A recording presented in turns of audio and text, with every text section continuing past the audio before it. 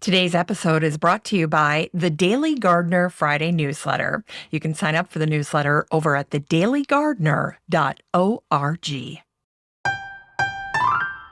Hi there, and welcome to The Daily Gardener, a podcast featuring garden history and literature. I'm Jennifer Ebling, and today is February 15th. Today in garden history, we celebrate the birth of Galileo, who was born on this day in 1564. Galileo was an Italian astronomer, physicist, engineer, mathematician, and philosopher, and he believed that the book of nature was, quote, written in the language of mathematics. That would make my husband happy. Now, Galileo recognized the complexity and the simplicity of that language when he wrote, "The sun, with all those planets revolving around it and dependent on it, can still ripen a bunch of grapes as if it had nothing else in the universe to do." And today is the birthday of the German botanist and poet Karl Friedrich Schimper, who was born on this day, February 15th, in 1803. Karl was born into a family of scientists. His mother was a botanist, and at university, he befriended other botanists like Alexander Braun and Louis Agassiz, impressive friends. But Karl himself was a success as well, and he made several keen scientific observations. First, he proved the association between the golden angle and the Fibonacci numbers. He also devised a theory of phyllotaxy, which explained the serial addition of new leaves on a stem, appearing in a spiral. And after studying mountain landscapes, he began questioning how enormous rocks came to be positioned on the foothills of the Alps. And he realized that the many-ton slabs of rock could only have been moved by ice. And he began devising his theory of an ice age, something he called an ice zeit. Karl was a poet at heart, and so he revealed his theory in a lighthearted 22-stanza poem. And he made this ode to honor Galileo because he knew that they shared a birthday. And so he wanted to honor Galileo on this day, and he did that with this poem about the Ice Age. And there's one verse in particular that I wanted to share with you. It goes like this: "Ice of the past, of an age when frost in its stern clasp held the lands of the south, dressed with its mantle of desolate white, mountains and forests, fair valleys and lakes." Well, in modern times, the author Christopher Seddon acknowledged Karl's discovery in his book called Humans from the Beginning. He wrote, 2,588 million years ago, the Earth entered an ice age. Cooler, arid conditions alternated with warmer, wet conditions as ice sheets ebbed and flowed in higher altitudes. This alternation between a cooler and a warmer climate has continued right up to the present day. In fact, the warm spells, interglacial periods, are no more than breaks in an ongoing ice age. The term ice zeit, or ice age, was coined in 1837 by the German botanist Karl Friedrich Schimper.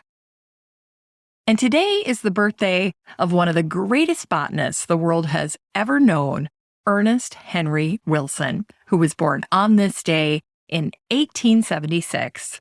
He was an English plant collector and explorer, and he introduced over 2,000 plant species from Asia to the West. And of the regal lily, one of the most amazing plants he found, he wrote, "It's God's present to our gardens. Anybody might have found it, but his whisper came to me." On his first trip to China, Ernest located the lost dove tree, also known as the handkerchief tree. And in 1899, he brought the tree to England. Ernest found the yellow Chinese poppy, the regal lily, rhododendrons, roses, and primulas, all on his second trip to China. But during that second trip, Ernest's leg was crushed in a landslide as they were walking up a mountain.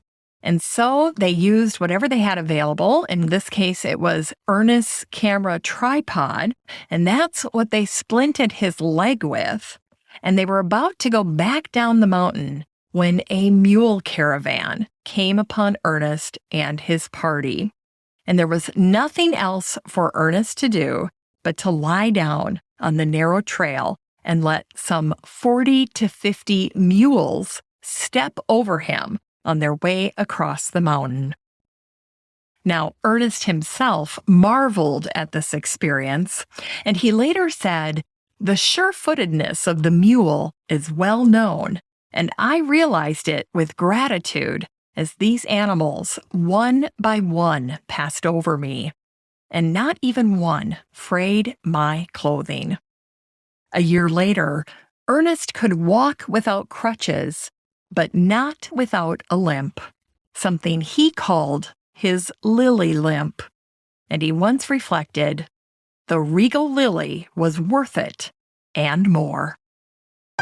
It's time to grow that garden library with today's book, Sanctified Landscape by David Schuyler. This book came out 10 years ago in 2012, and the subtitle is Writers, Artists, and the Hudson River Valley, 1820 to 1909. David's book, The Sanctified Landscape, is about the first iconic American landscape, the Hudson River Valley. And the title references a passage that was written by landscape painter Thomas Cole.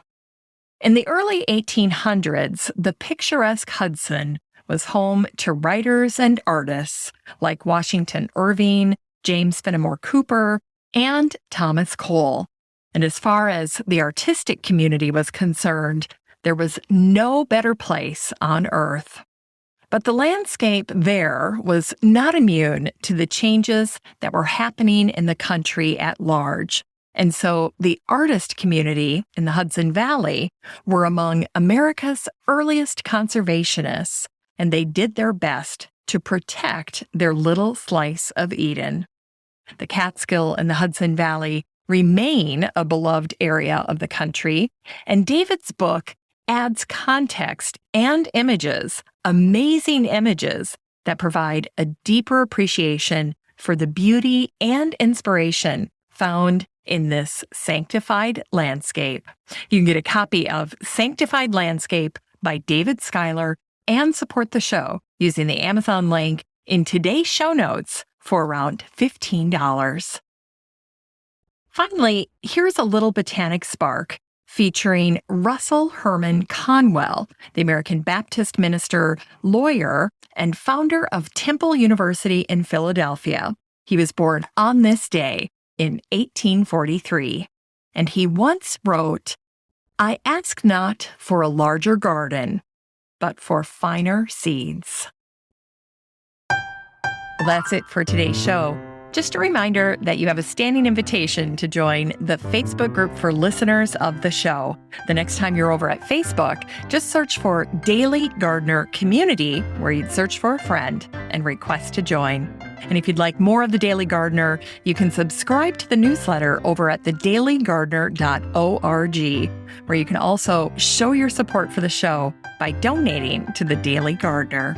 This is Jennifer Ebling. Thanks for listening to The Daily Gardener. And remember, for a happy, healthy life, garden every day.